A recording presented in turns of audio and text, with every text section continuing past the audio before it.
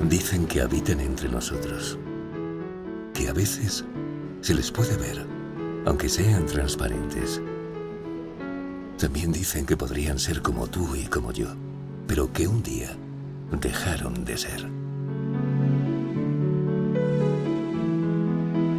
Ya no importan, ya no cuentan, ya no existen.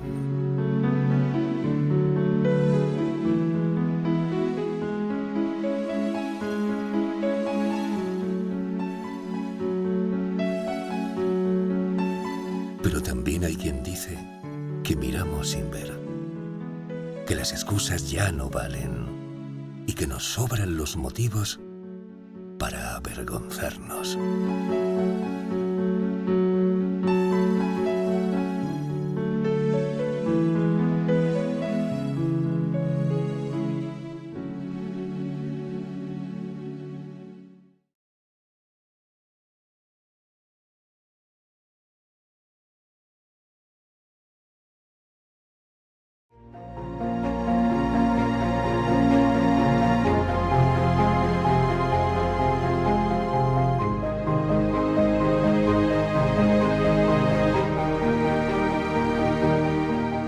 Vivimos en la era de la tecnología y la comunicación.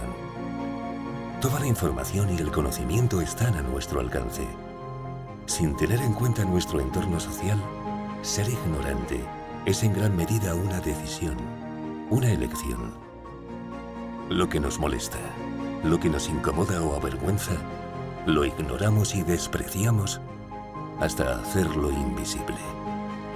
Conocer un poco más de las diferentes realidades que nos rodean tal vez incomode a nuestro propio egoísmo, pero nos hará más comprensivos. Una persona sin hogar en Europa, desde hace ya unos años, después de un trabajo de investigación complicado, largo, tedioso a veces, para tratar de unificar lo que eran realidades muy diferentes entre los distintos países de Europa, nos llevó a la conclusión de que básicamente se organiza la exclusión residencial más severa, más extrema, en torno a tres circunstancias. No tener un techo o tenerlo de muy mala calidad, no tener acceso a un lugar donde residir en condiciones y en un régimen de tenencia que garantice una continuidad, una libertad de entrar y salir. Y en tercer lugar, tener un espacio más o menos digno en donde organizar la propia vida, las relaciones sociales, etc. Cuando preguntas a alguien siempre va a tener una idea clara de una parte muy pequeña de lo que es estar sin hogar. Pero cuando hablamos de sinhogarismo depende mucho de si estamos hablando de exclusión residencial, que entonces es una definición que incluye viviendas insalubres, viviendas sin condiciones de habitabilidad, viviendas que estás ocupando sin tener ninguna seguridad jurídica que te permita utilizar esa vivienda. Estamos hablando de una realidad muy diversa y muy compleja, y no solo de personas que están durmiendo en la calle, que es una parte muy pequeña de esa realidad que es la exclusión residencial. Por ejemplo, personas que se encuentran institucionalizadas y que si no tuvieran el alojamiento que les da esa institución, sea un hospital, un centro de acogida, se encontrarían viviendo en la calle. Personas que se encuentran acogidas en base a algún tipo de relación afectiva, de amistad, pero que si esa relación se rompe, no tienen dónde guarecerse de forma autónoma. ¿Qué es vivienda insegura? Vivir en casa de familiares o amigos sin contrato propio de alquiler, es decir, que la casa no es tuya y en cualquier momento te pueden echar. Vivir en hacinados o en viviendas, en una casa, 5 familias, un montón de circunstancias, intercambiar servicios por techo, las internas. Son personas muchas veces sin hogar, que no tienen hogar y por eso viven en esa casa. Cuidar a ancianos a cambio de techo, incluso intercambiar sexo por techo. En la calle tienes a personas mayores, a menores, a personas con discapacidad, a personas con adicciones, a mujeres víctimas de violencia de género, a población migrante, a personas demandantes de asilo. Tienes todas las situaciones, todas las realidades y a diferentes niveles. Y cuando eso llega al extremo, tienes a la persona que identificas como persona sin hogar durmiendo en un parque. El sinhogarismo no es un fenómeno nuevo. La primera ley importante para combatir la mendicidad data de 1387. Pero fue en el siglo XVI cuando la indigencia se convirtió en un problema grave en las grandes ciudades del reino. El censo de la época revelaba que más de un 10% de la población era pobre. En aquellos tiempos no se escatimaba en recursos porque veían al mendigo como la persona más cercana a Dios, y practicar la caridad suponía acumular méritos para alcanzar la vida eterna. Los pícaros ya se hacían pasar por necesitados, rivalizando con los realmente pobres. A partir de este siglo se sustituye el derecho del pobre a la limosna por el derecho al trabajo. Nadie debe vivir de forma ociosa. La intervención del Estado era obligatoria y dejaba de ser un dominio de la Iglesia. Se habilitaron hospicios, casas de misericordia y hospitales para internar e incluso recluir a los mendigos. A principios del siglo XIX, los hospicios y casas de misericordia pasaron a llamarse casas de socorro y dependían de cada municipio. Al final de ese siglo el problema se agrava y se intenta regular la mendicidad obligando a los pobres a llevar un distintivo con una numeración. Ya en el siglo XX los albergues son dirigidos en un ambiente carcelario y opresivo bajo las normas de la famosa ley de vagos y maleantes. Las prohibiciones y amenazas sometían a los pobres, despojados de todos los derechos civiles. Poco después, la conciencia social y colectiva conduciría a la creación de los primeros albergues no municipales.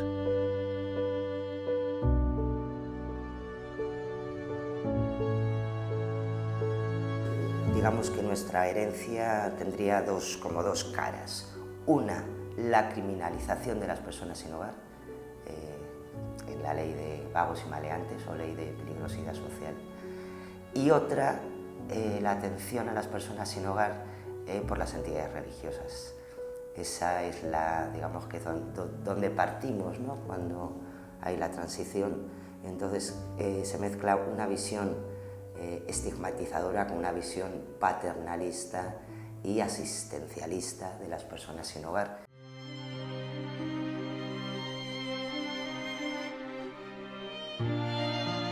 Bueno, pues mi historia empieza realmente a los 27 años.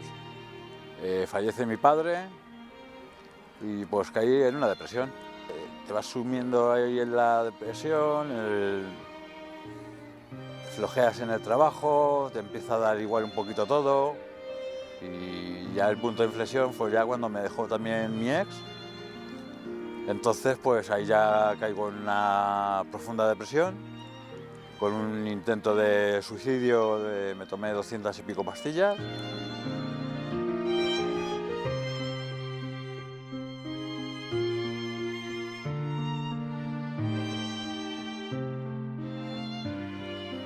Cuando recobro la conciencia, estoy en la UBI del Hospital de Móstoles, porque yo por aquel entonces estaba en Móstoles, he vivido 32 años allí. Y nada, pues pasas una vez tribunal médico, dos, y a la tercera pues ya me incapacitan, ¿no? Para el trabajo que yo estoy realizando. Y claro, de 1.000 euros ya pasas a 600. Y luego también pues me diagnostican de TLP y la gente se pregunta ¿qué es el TLP? Trastorno límite de la personalidad, ¿no? Pues a algunos les da por la bebida, a otros por las drogas. Y a mí en su día pues me dio por las máquinas, la ludopatía.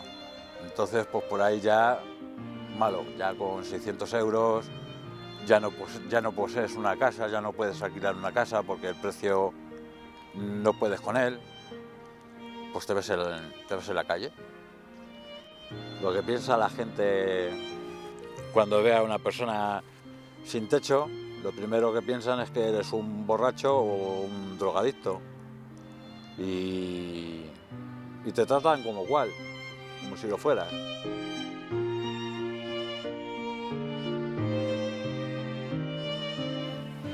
¿Qué espero de futuro? Primero intentar salir de lo que llaman la red, ¿no? O sea, la red de gente sin techo, sin hogar. Pero claro, obviamente primero tengo que solucionar también otros aspectos, sobre todo el psicológico, que he empezado hace pues un mes con la psicóloga de Realidades. Y primero y principal hay que buscar pues cómo llenar el vacío cuando te levantas, o sea, tener una motivación cada vez que te levantas.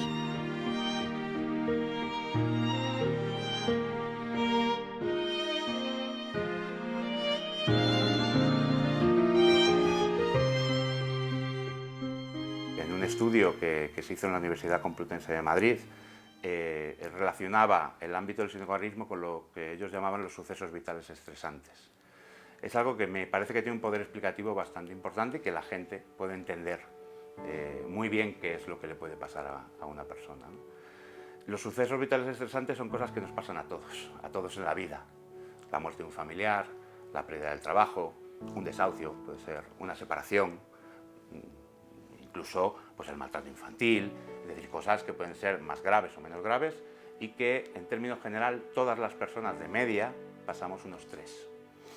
Pues la Universidad Complutense de Madrid hizo una investigación en la que se dio cuenta, preguntando a las personas sin hogar, que estas personas habían sufrido a lo largo de su vida entre 7 y 8 de estos sucesos, cuando la media en la población general es de 3. Y además descubrió que estos sucesos se habían dado de una manera bastante consecutiva en el tiempo. Lo que ocurre en realidad es que tenemos un montón de mecanismos que podrían detectar las situaciones vulnerables y evitar que las personas llegaran a la calle, y esos mecanismos no funcionan y los responsables de esos mecanismos no se coordinan entre ellos. Es decir, tú puedes encontrarte un lanzamiento por impago del alquiler o por impago de una hipoteca y que esa persona no tenga un recurso de alojamiento automático cuando le sacan de su casa. Tenemos que pasar de la atención con todo lo necesaria que es, necesidades básicas, apoyo, a entender el sinhogarismo como un problema de derechos, de vulneración de derechos, y poderlo ver desde una perspectiva muchísimo más amplia,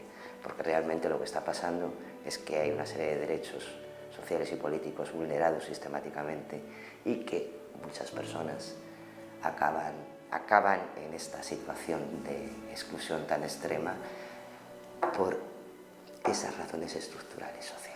Personas con un problema de alcohol que viven en su casa tranquilamente hay millones probablemente en nuestro país.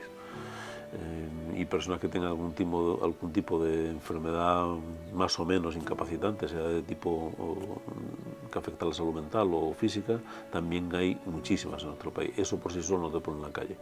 Es eso sumado a la quiebra de relaciones, la incapacidad de encontrar un sitio en el mundo digno, la dificultad para abrirse paso en una maraña de instituciones y de prestaciones sociales que nunca se sabe muy bien cómo funcionan en muchos casos, etc.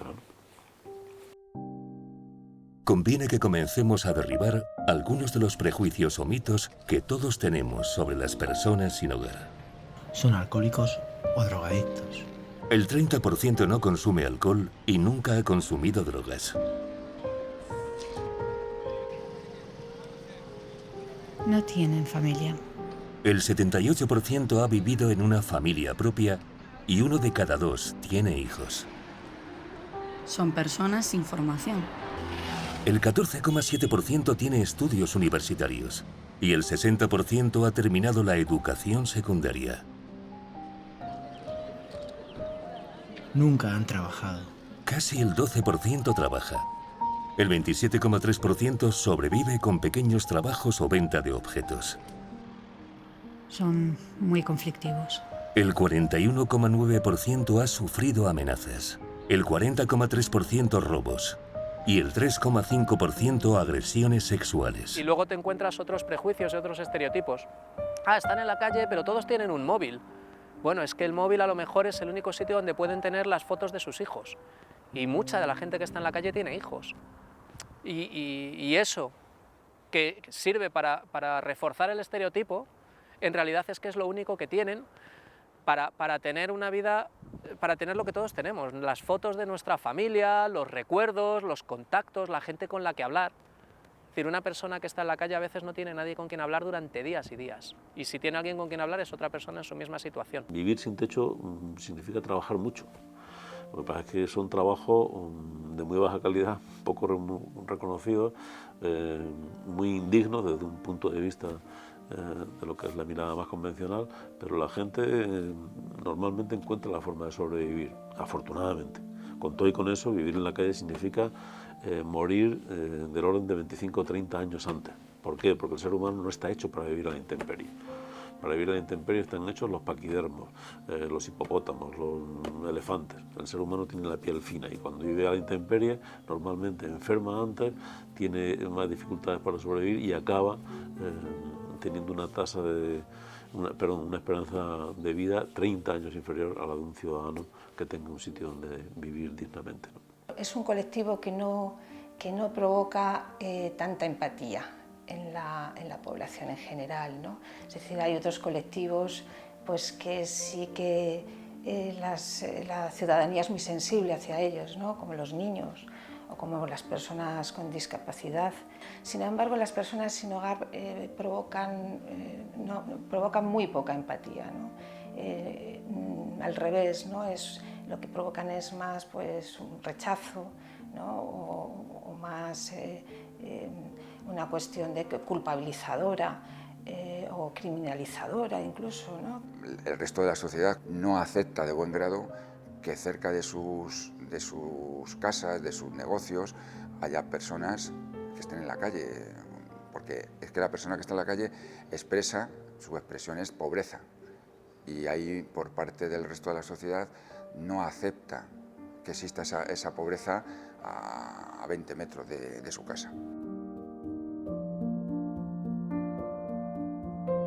Me llamo Juan, he trabajado en la construcción, aunque ahora estoy en el paro. El caso es que estaba yo con mi mujer, que para descanse, y tuvimos un desahucio. Y pues nos tuvimos que ir a la calle.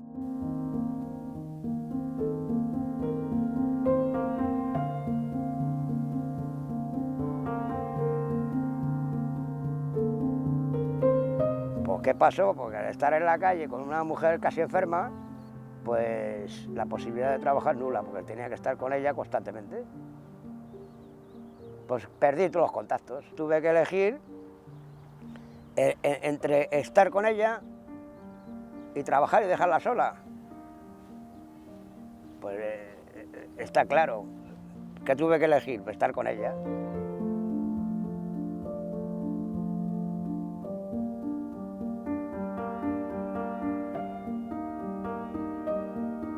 Y bueno, pues estuvimos como cerca de 2 años durmiendo en cajeros, en parques, depende del tiempo. Y un amigo pues me dejó una furgoneta para alimentarnos y comer y demás. Teníamos que ir a los comedores sociales. Y bueno, pues un buen día, que de estas que nos fuimos al comedor social, cuando vinimos ya había desaparecido la furgoneta.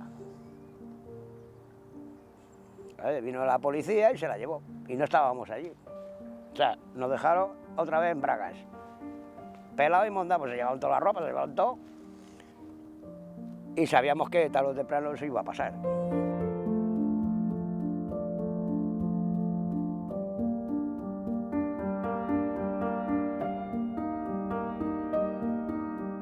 Vivir en la calle no es una cosa de buen gusto.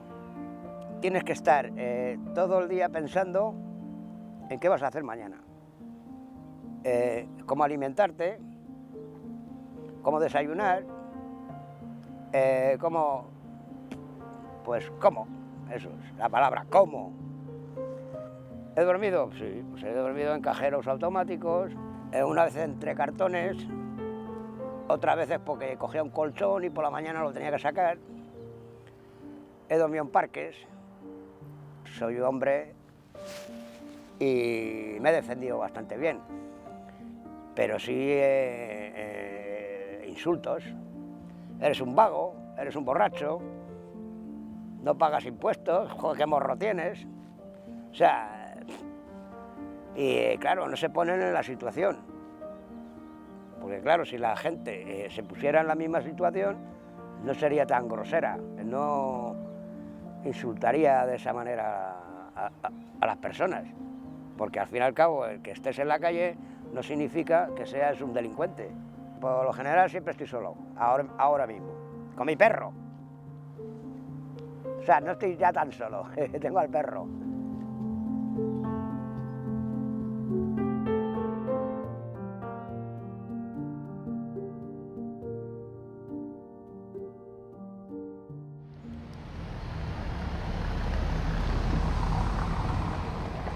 La función principal que tenemos esta unidad, los policías y las policías que la forman, es proteger a una serie de personas que están dentro de los grupos que históricamente han visto vulnerados sus derechos. Aquí es donde se da quizá una mayor expresión de lo que se denomina infradenuncia. Hay una desconfianza hacia las instituciones, entre ellas la policía, hay una aceptación, una normalización de la agresión, y entonces ese es el primer paso que digamos que tenemos que dar. Esta unidad no tendría sentido si no comunicásemos a la población con la que nosotros trabajamos el que esos derechos existen y esos derechos son denunciables, y nosotros vamos a actuar, digo nosotros comunidad, y va a actuar la Fiscalía, van a actuar los órganos competentes.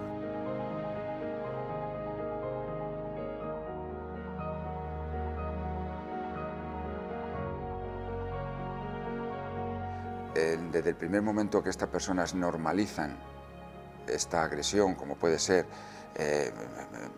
quizá empezamos por las más leves, ¿no? Pueden ser insultos, acoso, una quema de sus enseres, quitarle los enseres. Ellos lo poco que tienen lo llevan encima, para ellos es muy valioso, entonces tienen que venir primero a contárnoslo para que nosotros conozcamos los hechos que se producen y luego a denunciar esos hechos. Salimos a la calle, hablamos con ellos, es muy importante la comunicación con este tipo de personas que lo han perdido todo. Entonces, en ese diálogo ya está ganando la confianza. La prevención del sinhogarismo verdaderamente es hacer cumplir los derechos políticos y sociales.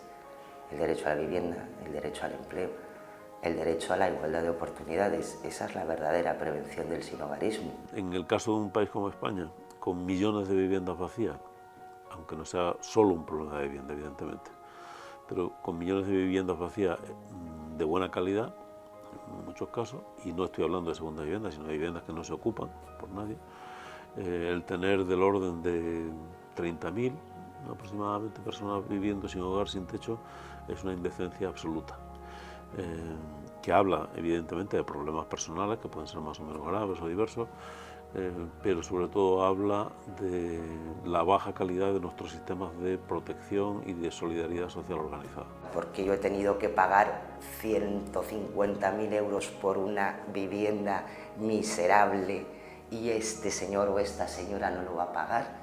Que claro, yo entiendo que la gente se resienta. Yo me he dejado la vida pagando mi casa porque a otros se lo van a dar gratis, pero lo triste es que te hayas dejado la vida pagando tu casa. ¿Qué pasa? Que no hay una política social de vivienda. La vivienda es un negocio, no quiero decir una palabra gruesa, pero encarnizado.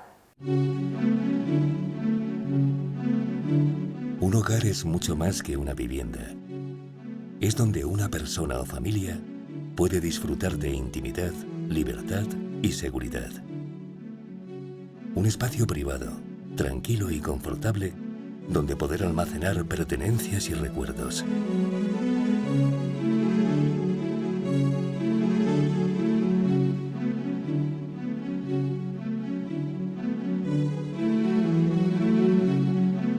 Una persona sin hogar no es solo una persona sin vivienda.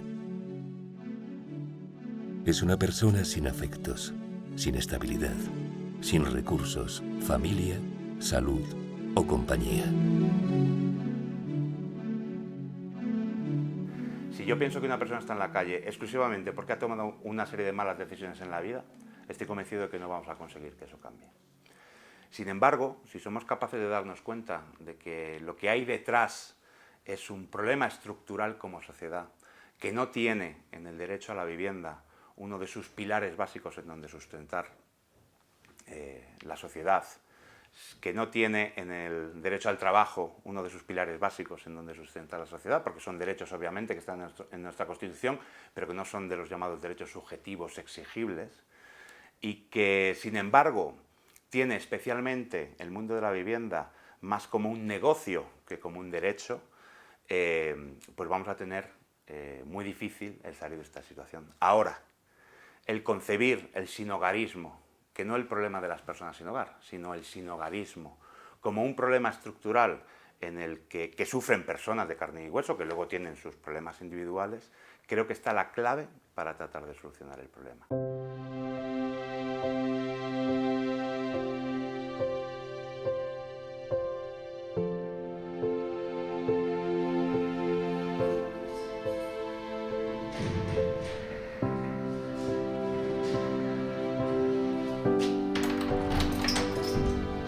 Me vine en 2001 en España, de Bulgaria. A los 2 días encontré trabajo. Hasta finales de 2011 siempre he tenido mi trabajo estable, tenía mi pareja, pero por desgracia a finales de 2011 nos separamos con mi pareja y a los 2 meses no tenía trabajo y luego se me acabó el paro y de un día a otro me cambiaron la cerradura y me quedaron en la calle sin saber nada cómo es la vida en la calle. Cuando me quedé en la calle, he conocido 3 personas que, claro, dormían en la calle años y años, y gracias a ellos, a su corazón, que me han cogido para estar a su lado, ya sabían que yo no conocía nada, no sabía que hay amor social, no conocía comedores, no conocía nada. Gracias a ellos he podido vivir y sobrevivir durante años en la calle porque yo no tenía ninguna prestación y además lo que ellos compraban comida que pude yo comer, he comido de ellos durante años y gracias a ellos he podido sobrevivir. Me fui a un comedor social que ahí había un programa que me pude apuntar, que era hábitat de personas sin hogar, y entonces a los 3 meses me tocó un piso de Housing First, que eso fue en finales de 2014, que claro, cuando me tocó el piso, una de las personas que me había ayudado de la calle, un señor mayor de 65 años, gallego, entonces me lo llevé conmigo para vivir, para poder compartir la suerte que he tenido yo y compartir el techo. Hemos vivido durante 3 años juntos, muy bien, era como mi padre. Por desgracia, a los 3 años le diagnosticaron un cáncer de pulmón, que hemos estado luchando durante 8 meses, he estado yo durante todos los días, he ido con él en el hospital cuando le hicieron la radioterapia y la quimioterapia, pero por desgracia a los 8 meses falleció.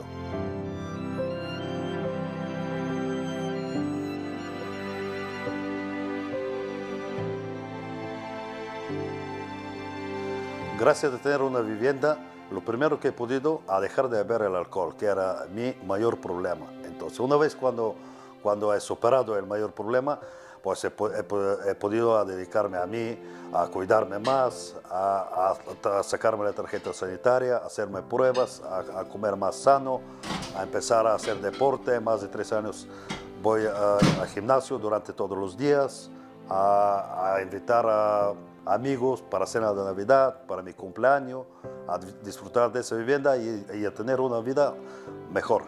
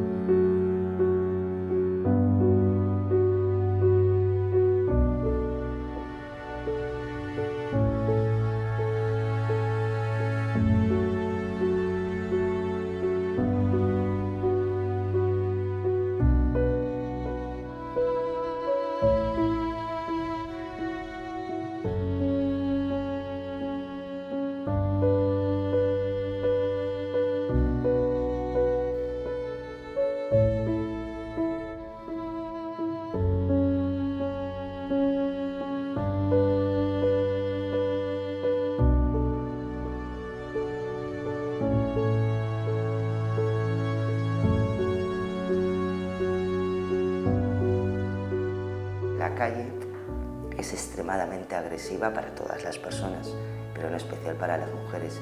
De hecho, las pocas mujeres que acaban en la calle porque ya no tienen ningún otro recurso, un 56% de ellas manifiestan haber sufrido violencia de género, en una proporción muchísimo más alta que los hombres. Es un espacio muy agresivo y muy agresivo también de acoso sexual. Por un lado, pudiera parecer que la mujer, en términos generales, está más protegida de la exclusión residencial, por dos cuestiones fundamentales. Una, por su vínculo con la maternidad. Muchas veces la protección residencial al menor incluye a la madre. Y segundo, porque está demostrado que tiene más capacidad para generar y mantener vínculos sociales, lo cual también protege en cierta medida, a la hora de mantener familia, amigos, etc., protege en cierta medida de la exclusión residencial. Una mujer hará cualquier cosa por no acabar en la calle porque el riesgo es tremendo. ¿Qué podemos decir de la prostitución? ¿Qué podemos decir de las internas que están pues prácticamente esclavizadas en una casa sin poder salir, sin poder cuidar de su salud, y a las cuales, en el momento que tienen un problema de su salud, sus empleadores, por decirlo de alguna manera, las ponen de patitas en la calle, y muchas de ellas acaban en la calle? ¿Qué podemos decir de las redes de trata de personas que tienen pues muchas mujeres absolutamente invisibilizadas, con un problema de exclusión terrible y que no forman parte de las estadísticas de las personas sin hogar que duermen en la calle, ¿no? Yo creo que esto es uno de los retos que tenemos de cara a los próximos años, es tratar de aflorar este sinhogarismo oculto de las mujeres y empezar a ponerle remedio, porque es algo de lo que todavía sabemos muy poco y que yo sospecho que ni siquiera hemos empezado a ver la punta del iceberg.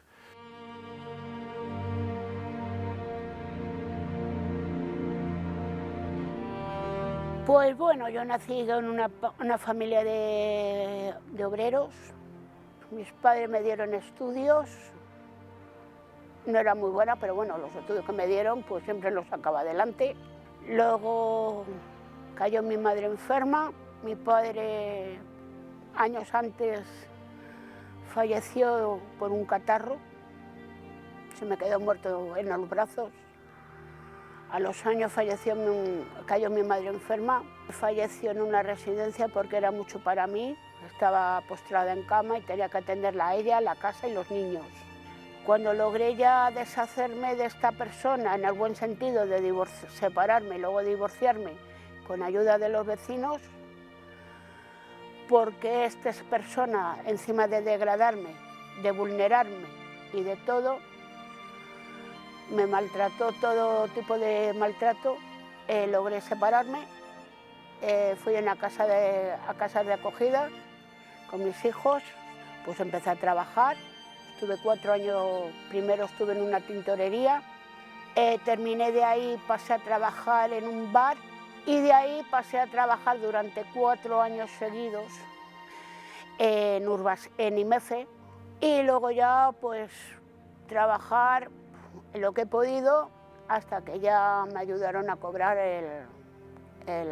lo que se cobra ahora. Las mujeres, el REMI.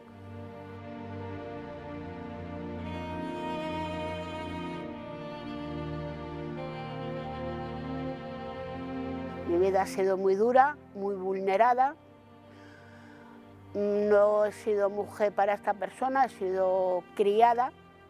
Y he llegado a tener una situación de calle bastante fuerte, bastante dura, pero bueno, la calle te enseña a luchar,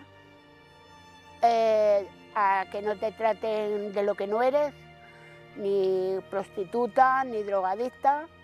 Estuve desde el año 2002 hasta el 2012, situación de calle.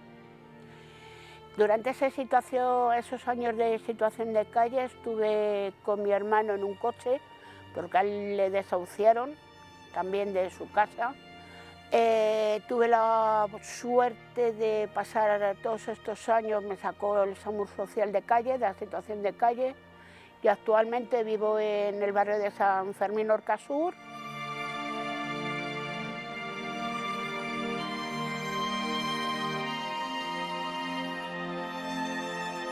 Pero bueno, tienes una opción si sabes hacerlo. Pagas la habitación, te queda tanto, vale. Te preparas un presupuesto para todo un mes de comida, que digamos yo 60 euros, que es que ni llega. Compras y todavía te sobra, porque no llegas a los 60, te has quedado la mitad o menos. En teléfono, móvil, dejar de llamar a gente. Me cojo el WhatsApp y me hablo con el WhatsApp. Y también nota la tarifa de móvil, la notas que te baja.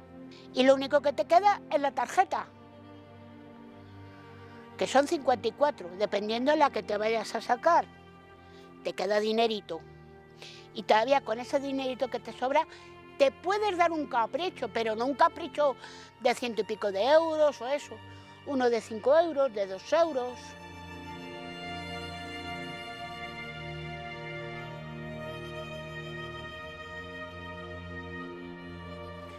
Es muy duro, pero si tú luchas por salir y que no te traten de lo que no eres, lo logras.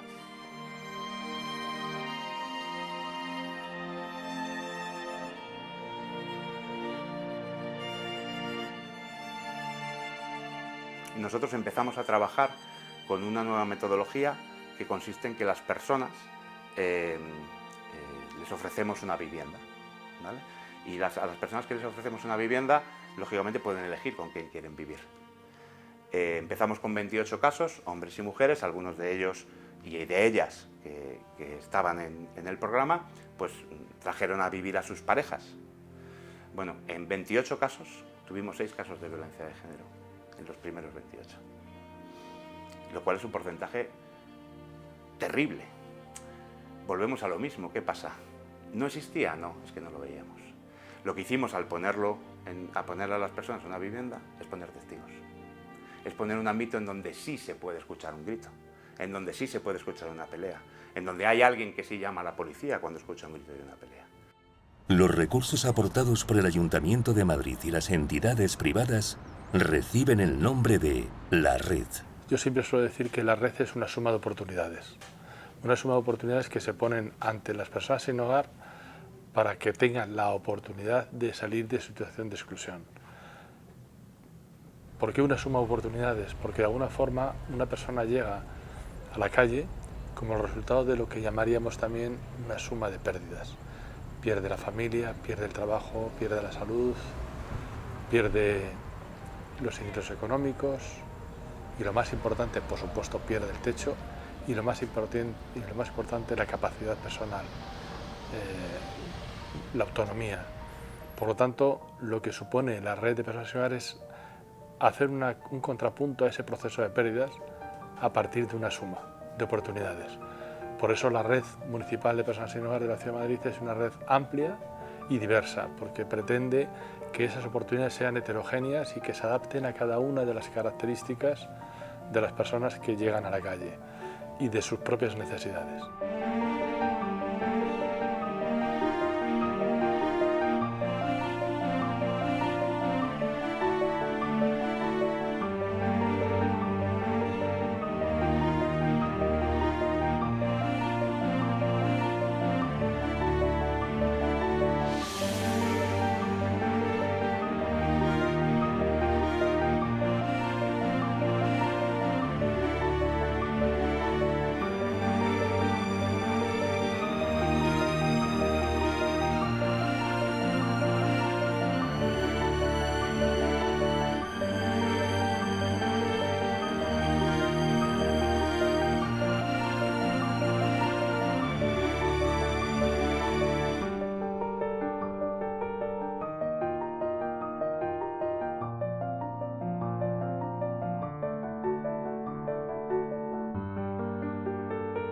Decir red municipal en la Ciudad de Madrid es incompleto, porque a su vez es una suma de oportunidades, es una suma de coordinaciones, porque la red de atención a personas sin hogar en la Ciudad de Madrid es la suma de la responsabilidad pública, en este caso el liderazgo del Ayuntamiento de Madrid en asumir esa responsabilidad pública, dar respuesta a los que están en situación más grave de exclusión, a la que se suma las redes y la red de entidades sociales.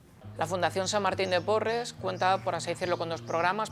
Uno es el de acogida y otro son los talleres del área laboral de empleo. En el área de acogida nosotros tenemos un albergue con 62 plazas todas para hombres. Nuestro centro está dividido al 50% de plazas para personas extranjeras y el otro 50% para personas nacidas en España. Esto también se hace porque a día de hoy la mayor población que recibimos en el albergue de petición de plazas son de personas extranjeras y eso hace también que los procesos de salida sean mucho más lentos, porque al no tener documentación tienen menos posibilidades de inserción laboral, etc. Eso hace que las listas sean diferentes. Un español que viene a pedir plaza a nuestro recurso tarda en torno más o menos a unas 3 semanas en acceder a él, mientras que el extranjero tarda en torno a los 3-4 meses. También esto sirve un poco, yo sobre todo lo digo por el tema de desmitificar el hecho de que todas las ayudas van para los inmigrantes, cuando en nuestro caso, por ejemplo, los inmigrantes tienen muchas menos opciones de salida del centro, pues precisamente por no controlar el idioma, por no disponer de documentación en regla, por no tener red de apoyo en España, etcétera, que les puedan ayudar tan fácilmente o con tantas posibilidades como si tiene una persona autóctona.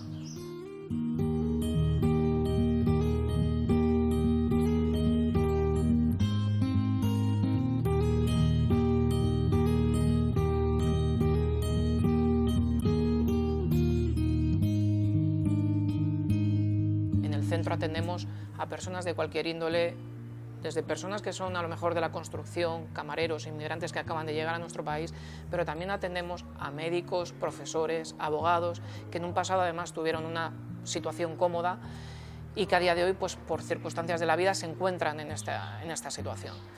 Pero sí que para nosotros es muy importante el hecho de que las personas estén por lo menos dispuestas a querer trabajar y cambiar este problema. Nosotros tenemos desde formación reglada, que van con prácticas en empresa y que gracias a ella muchas personas acaban quedando contratadas, hasta trabajar todo lo que es la inserción laboral desde la primera fase, que es la fase prelaboral. Personas que a lo mejor llevan mucho tiempo en situación de calle, que han podido perder ciertos hábitos, ciertas habilidades, costumbres, y trabajamos esa primera fase. También tenemos una segunda fase donde ya la persona, por así decirlo, empieza a hacer una búsqueda activa de empleo, se interesa por la búsqueda y también la formación si fuera necesaria, y una última fase donde la Fundación también cubre la fase de mantenimiento. Si la persona necesita apoyo durante ese mantenimiento, tenemos personal dedicado a estas personas. Desde la Fundación nuestros objetivos principales es que la persona pueda volverse a insertar sociolaboralmente. Para ellos trabajamos diariamente, las personas se involucran diariamente en su inserción y es muy importante que vuelvan a recuperar, ¿no?, todo lo que fue su vida pasada, que vuelvan a poder vivir de manera autónoma e independiente, que puedan recuperar sus lazos sociofamiliares, que puedan volver a tener amistades, volver a tener ocio, etc. Pero las sociedades cambian. Y con ellas, las necesidades. Uno de los problemas que tenemos en la red es definir nuestro objeto de intervención. Cuando estamos hablando de la red de mayores tiene perfectamente identificada su objeto de intervención. Son personas mayores de 65 años, o la red de menores, incluso la red de atención a población inmigrante, toda persona extranjera. Nosotros, sin embargo, cada vez lo tenemos más complejo. Es muy fácil entender. Imaginémonos que no hay, en este caso, en los hospitales, el servicio de medicina interna, que hace la función de cajón desastre. Y nos encontráramos que todas las personas que no tienen patología, pero que están enfermos, les ingresamos en la planta de digestivo. Esa planta dejaría de ser de digestivo y sería otro tipo de planta. Y a esas personas no se les daría el tratamiento específico. El hecho de que exista una planta en los hospitales de medicina interna permite que en esa planta accedan esas personas que tienen patologías diversas, y digestivo solo atiende a digestivo, cardiología solo a cardiología, respiratorio a respiratorio. Ese es nuestro debate. ¿Qué hacemos? ¿Crecemos la red de forma indiscriminada, como muchas veces se nos demanda, desde la sociedad y desde los poderes públicos, políticos mejor? ¿O hacemos que crezcan otras redes? La red de atención a refugiados, la red de inmigración, la red de enfermos mentales, la red de dependencia, y eso nos permitiría a nosotros hacer nuestra tarea. Es decir, una persona mayor es sobre todo una persona mayor. Si esa persona mayor en lugar de estar en una residencia, en un recurso para personas mayores, en una residencia de mayores, está en un albergue para personas sin hogar, es un fracaso. Una persona con discapacidad no tiene que estar en un albergue para personas sin hogar. Un albergue tiene que ser algo un recurso de emergencia para atender la emergencia inmediata, un recurso transitorio que permita que esa persona vaya automáticamente y lo antes posible a un recurso adecuado a sus necesidades en función de esas mismas necesidades. Y lo que no puede ser es un cajón desastre donde hay de todo. Si, como dice un estudio, en el año 2004 la media de estancia de las personas sin hogar en los recursos del Ayuntamiento de Madrid era de 3 años y medio, hemos multiplicado por 4 el presupuesto que dedicamos a esa red, y en 2014 la media de estancia es de 7 años, es que algo estamos haciendo mal.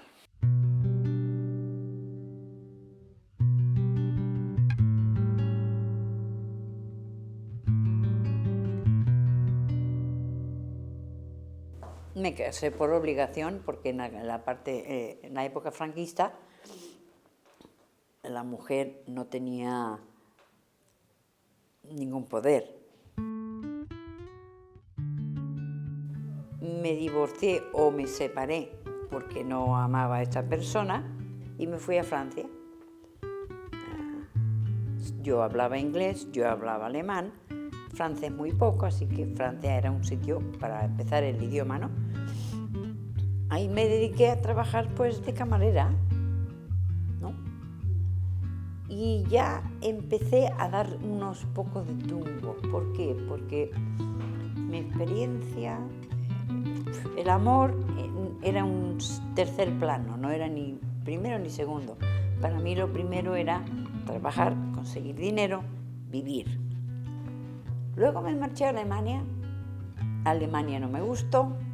Bueno, pues con dinero y medio casamiento me fui a Estados Unidos. Ahí ya hablaba 5 idiomas. Me estabilicé un poco, cogí una empresa pequeña de especies, solo que en 2006 se me declaró el cáncer. Un cáncer, y el mismo año tuve un divorcio, cáncer y bancarrota. Vuelvo a mi país, que no conozco de nada, sin dinero. La poca cultura que tengo, o lo que yo aprendí en Estados Unidos, no se reconoce en España. Me vi en la calle una mujer a los 40 y pico, digamos 50, sin un duro, sin ningún, ¿cómo te diría?, un sitio donde agarrarse. Pues la vida te enseña que te tienes que esconder. Yo soy de las que voy a las esquinas, me escondo en los rincones, así la gente no se atreve contigo. Sí, que es una vida muy solitaria, pero me gusta, porque he aprendido que la soledad te da fuerza.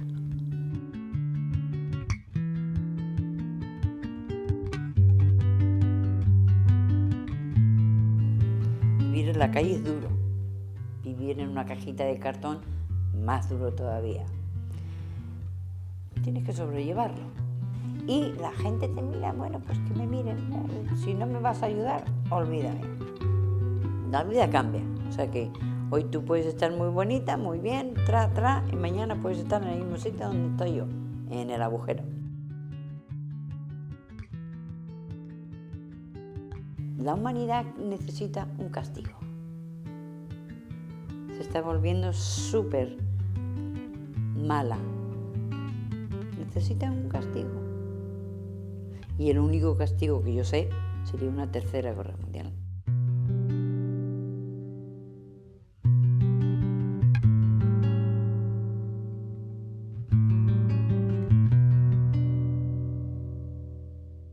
La dignificación de la persona pasa por verla en su globalidad, ¿vale? y de ir acompañando a la mejora en todos sus aspectos.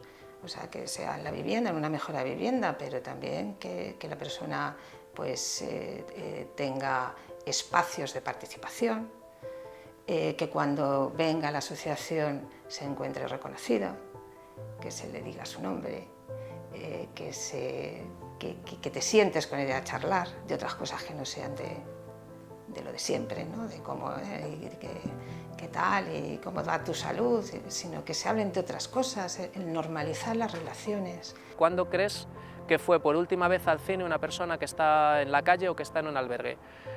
¿Cuándo crees que fue la última vez que se metió en un bar a tomarse un café con un amigo? ¿Cuándo crees que fue la última vez que hizo cualquiera de las cosas que haces tú de manera normal? ¿Y cuánto valor tienen esas cosas en tu vida? De cara a la reconstrucción de un proyecto vital, a encontrar la motivación, a querer salir, a querer hacer cosas, si no tuviéramos esos espacios, ¿cuántos de nosotros nos levantaríamos de la cama? ¿Cuántos de nosotros iríamos a trabajar? ¿Cuántos estaríamos motivados con el trabajo? La persona sin hogar vive en un no lugar social, un no lugar político. En muchas culturas lo peor que le puede pasar a una persona es que le destierren del grupo y ya nadie le hable. Eso es lo que pasa con las personas sin hogar. Es el peor castigo, porque una vez los seres humanos somos seres sociales, una vez que te han desterrado de la sociedad no eres nada, no eres nadie, habitas en un no lugar social y eso es tremendo, destruye la identidad. Estar en la calle no significa estar muerto, la persona, el ser humano sigue siendo un agente vivo, activo y sujeto de su propia biografía, ¿no? Darle una vivienda a la persona es aquel que crea las condiciones para que funcione lo que verdaderamente es revolucionario en Housing First, que es la elección de la persona.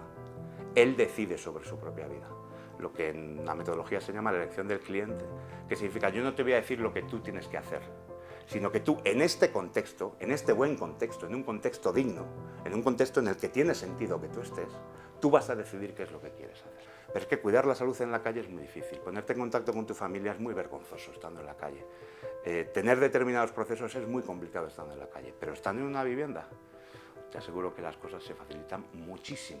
Uno de los fundadores del grupo Metallica dijo una frase que es que tú nunca podrás tener mi sonido porque no tienes mis cuerdas.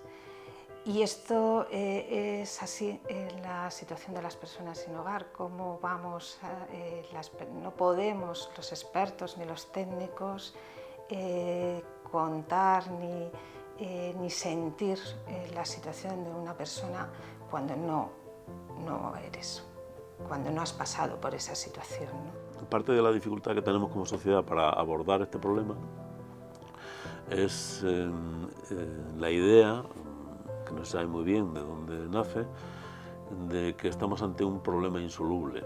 Y eso significa que una vez que uno se ve en esa situación ya no tiene remedio, y no es verdad, no es verdad.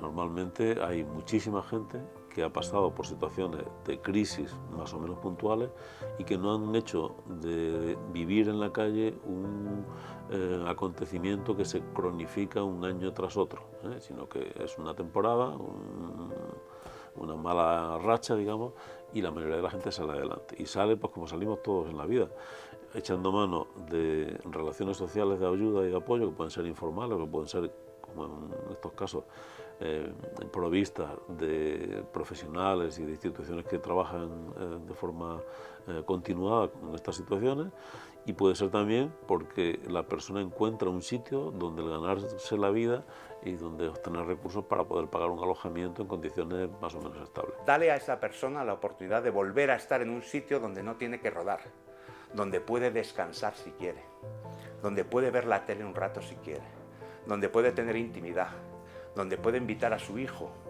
si es que quiere recuperar la relación con él, a un sitio digno, donde puede recibir a alguien. Tener amigos o no tener amigos es una cuestión también de tener espacio para tenerlos, aunque nos parezca una tontería. Cuando definimos a las personas sin hogar, tenemos que hacerlo desde la exclusión residencial, pero incluir en eso las redes sociales, los amigos, los afectos, la red de relaciones, una persona a la que le solucionas las necesidades vitales básicas pero no le ayudas a reconstruir una red de relaciones, unos amigos, unos encuentros, unos afectos, es una persona que va a seguir siendo sin hogar aunque le des una casa. Una persona que acaba haciendo uso de un recurso para personas sin hogar, por bueno que sea ese recurso, sigue siendo una persona sin hogar, porque la razón por la que lo usa es que no tiene un hogar. Y un hogar es una cosa emocional, es una cosa del corazón, no solo es un espacio físico.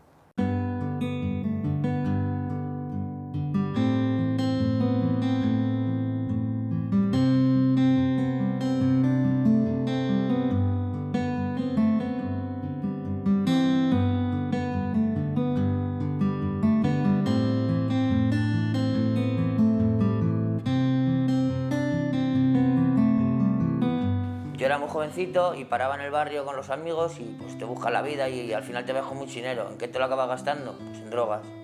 ¿Qué te lleva las drogas? Pues estar todo el día a pedo y a avergonzarte de lo que haces. Yo estaba en mi casa con mi familia y como no quería que me viesen y me daba vergüenza y no quería darles problemas a mis padres, pues al final acabé eso, que todo el día en la calle y drogándome. Al final te pagas una pensión, pero al final te puede más el vicio, por muchísimo dinero que tengas, te lo acabas gastando todo en drogas y te olvidas de comer, te olvidas de ducharte, te olvidas de vestirte y te olvidas de pagar pensión, te olvidas de todo.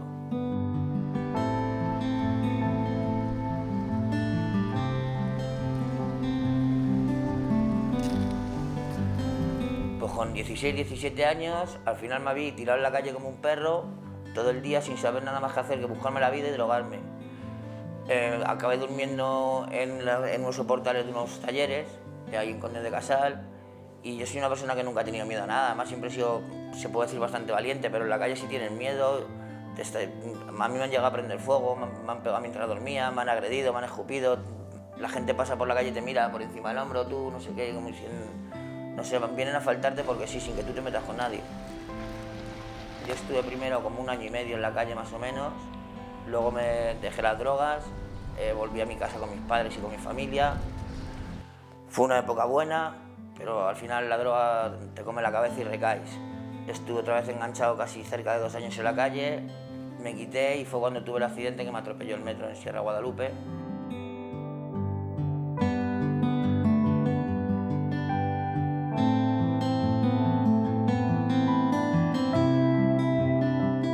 Yo salí del hospital, conocí a la que hoy es la madre de mi hija, tuvimos una relación y al poco tiempo de empezar a salir juntos se quedó embarazada y tuve una hija y estuvimos 3 años, en los que fueron los 3 años más bonitos de mi vida. Yo estuve trabajando en la ONCE, vendía cupones, hacía una vida normal, tenía mi trabajo, mantenía mi casa, mantenía a mi mujer, mantenía a mi hija, al hijo de mi pareja, y esa fue una época bonita, pero al final uno es tonto, uno es joven y acaba metiendo la pata y volviendo a lo mismo. Y ahora pues tuve la suerte, después de estar casi 3 años dando vueltas por la calle y en el albergue, me dieron el piso de la asociación RAIS y gracias a ello pues he podido empezar a llevar una vida normal, tengo mis médicos, tengo mi salud controlada, no me han tenido que volver a ingresar en el hospital, he podido retomar el trato con mi familia, me hablo con mis padres, con mi madre, con mi hermana, he podido volver a mi hija, llevo ya del verano pasado, pude pasar todo el verano con ella, si tengo suerte este verano volveré a estar con ella y gracias a esto pues creo que estoy teniendo una vida, lo que se podría considerar una vida normal, lo que queremos tener cualquier ser humano hoy por hoy.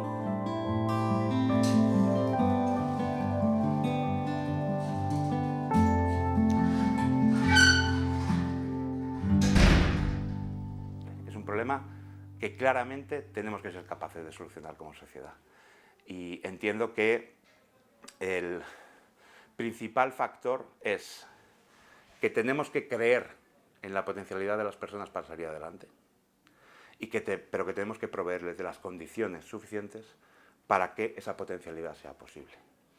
Si somos capaces de hacer eso, pues yo creo que en un periodo razonable de tiempo, en un medio plazo, en un 10, 15 años, seremos capaces de que ninguna persona viva en la calle de España. Tenemos que ser conscientes de que el gasto social no es solamente gasto, es inversión. Inversión porque genera un montón de actividad económica y por lo tanto tiene también un retorno muy importante y además tiene el gran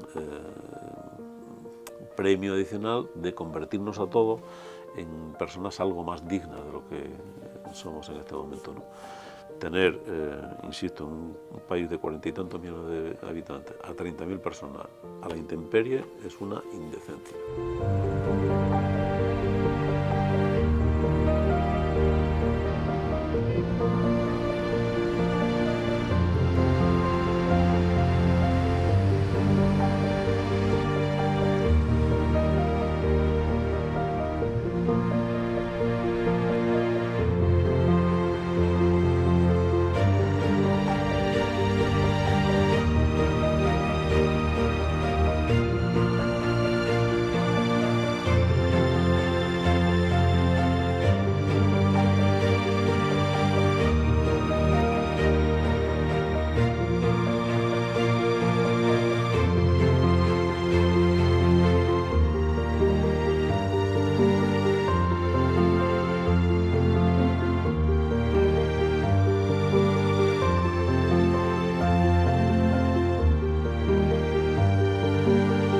Marco Antonio se ha impuesto un plan de ahorro severo.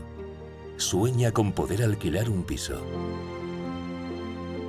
Slavey ha podido cumplir el sueño de volver a ver a su padre.